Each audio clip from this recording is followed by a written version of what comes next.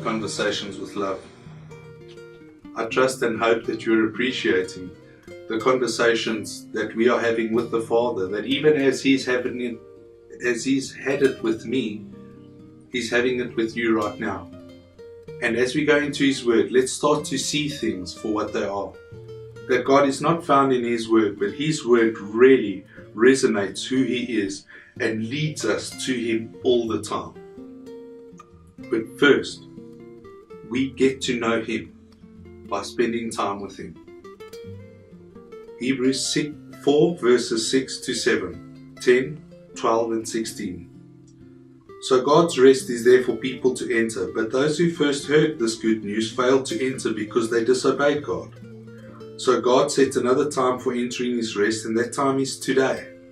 God announces through David, much later in the words already quoted, "Today, when you hear His voice, don't harden your hearts. For all who have entered into God's rest have rested from their labors, just as God did after creating the world.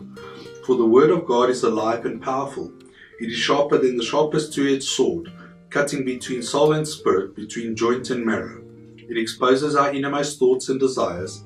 Nothing in all creation is hidden from God. Everything is naked and exposed before His eyes, and He is the one to whom we are accountable.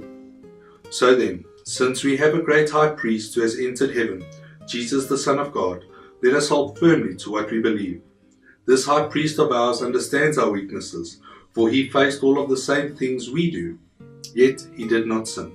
So let us come boldly to the throne of our gracious God. There we will receive His mercy, and we will find the grace to help us when we need it most. Remember that God is ever able and God is ever powerful. Jesus Himself said, "I do nothing unless my Father does it, and I say nothing unless He says it. The flesh profits nothing."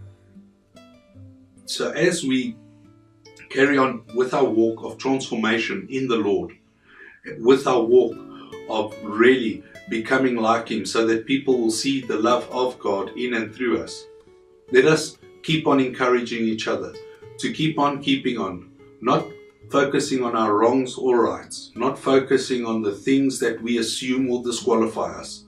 Jesus is our qualification. Amen. And He is the one that has prepared us for such a time as this. He knew you before you were in your mother's womb. Never forget that. And remember that He says that you qualify, that you are worthy. He paid a price for you. He's not intimidated by your weakness. He's encouraged by who you are and who He's created you to be. Thank you.